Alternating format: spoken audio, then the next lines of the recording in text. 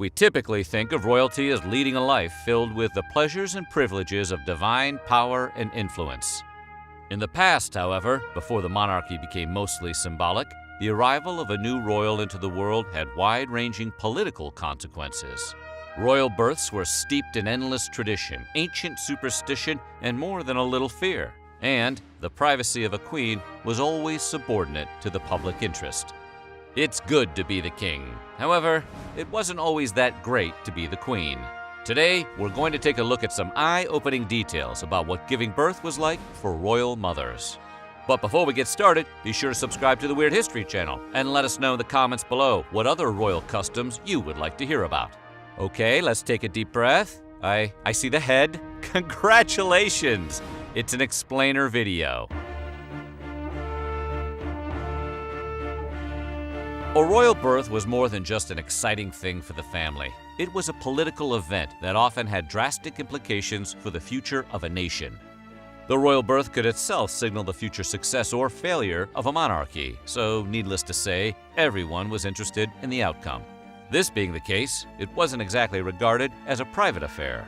In fact, a queen often gave birth in front of many spectators, all of whom watched every detail very carefully. This was both to confirm the sex and health of the baby and to prevent foul play. For Marie Antoinette, the French princess, 200 people gathered in her bedchamber to witness the event. In fact, the exact moment of a royal birth was so important, the obstetrician would yell out, "The queen is going to give birth," at which point hundreds of courtesans would pour into the darkened room. This rush was so extreme, it's said, that Marie fainted from the heat while onlookers scrambled up on furniture to get a better look at her, child being born.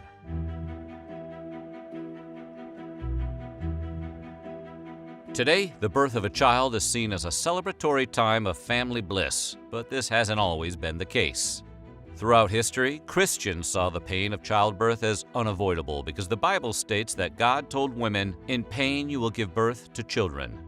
In some devout Christian cultures, the suffering of labor and delivery was seen as a natural part of a woman's experience. The agony was associated with the fall of Adam and Eve in the Garden of Eden and symbolized the magnitude of original sin.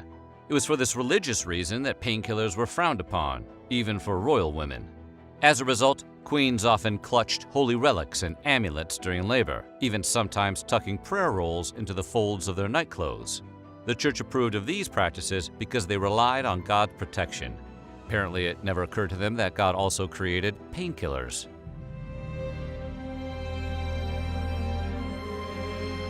Royal women were accustomed to a pretty pain-free existence, and the discomforts of childbirth weren't really a welcome change.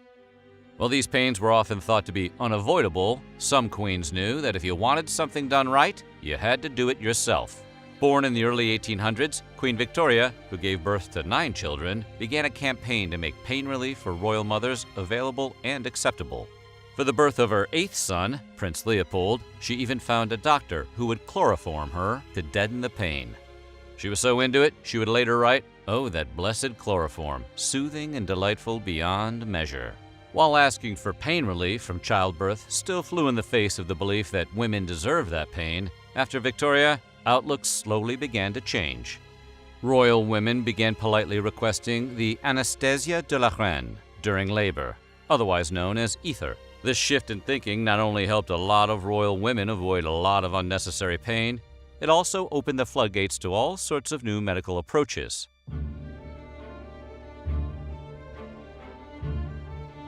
Until the middle of the 17th century, royal births were a ladies-only affair. They were typically overseen by various combinations of nurses, midwives, ladies-in-waiting, or whichever women of the court felt they could assist in some way. These women were known as God's siblings, and they were the protectors and handlers of anything and everything related to the royal birth. Men, on the other hand, were absolutely not allowed to be involved.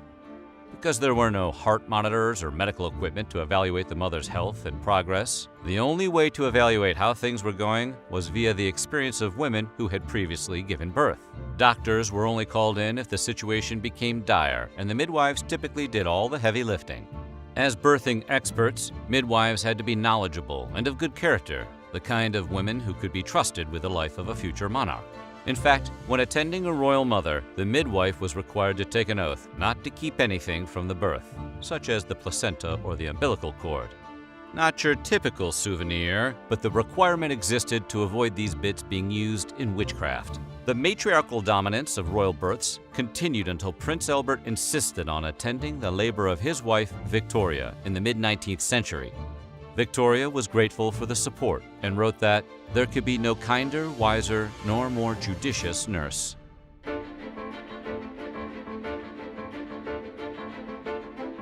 Medieval beliefs about the female reproductive system were nothing short of, well, medieval. Many believed that a woman's genitalia were actually male organs turned inside out. The concept had been around since the 2nd century, when Roman physician and philosopher Galen wrote, "Turn outward the woman's, turn inward, so to speak, in full double the man's, and you will find the same in every respect." The uterus and ovaries were considered inversions of the penis and testicles, and allowed for the birth of a child. Differences in the size and orientation of the female organs compared to the male led some to consider females or the female organs as lesser. Medieval beliefs about what created a baby in the first place were also a little shaky. At the time, they didn't know that the man's sperm determined the sex of the child, and the praise or blame for the child's gender was placed on the mother. They also believed the gender of an unborn child could be influenced by diet or through the use of one of several potions.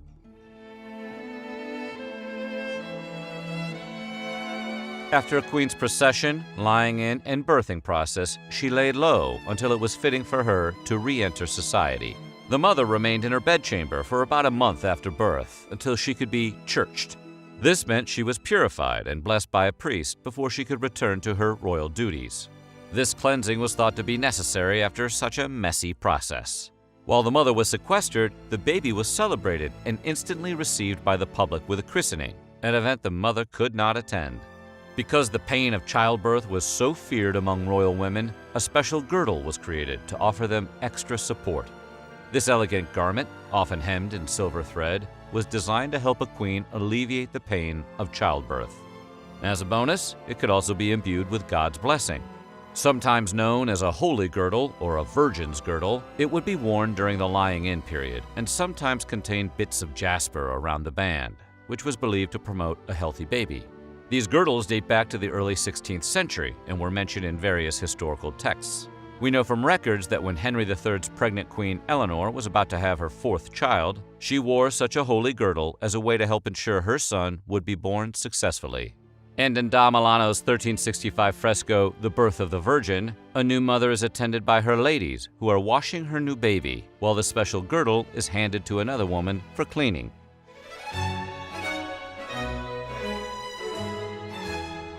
Even though royals often gave birth in front of an audience, the notion of pregnancy was still shrouded in considerable mystery and fear. In modern times, the process of birth is well understood, but this was not the case through most of history. Giving birth in the Middle Ages was a risky endeavor, and all mothers, rich or poor, faced the risk of complications or even death. Accurate medical records from the time don't exist, but a current popular belief is that 1 out of 3 births would result in the mother's death. That is a huge risk. But while mortality was certainly high, a study published in 2020 of the medieval mortality in English noblewomen between 1200 and 1500 CE by Rachel Podd from Fordham University estimates that a medieval woman who had children faced a 1 in 20 chance of dying in birth over her lifetime. That's less huge than 1 in 3, but still huge compared to today, where a woman from the European Union with a comparable number of deliveries has a lifetime risk of less than 1 in 4,000. In an era where ultrasounds can tell us the sex of a baby long before birth, it's strange to realize that in the past, many women wouldn't have even known they were pregnant until they felt the first flutters of movement at around 5 months.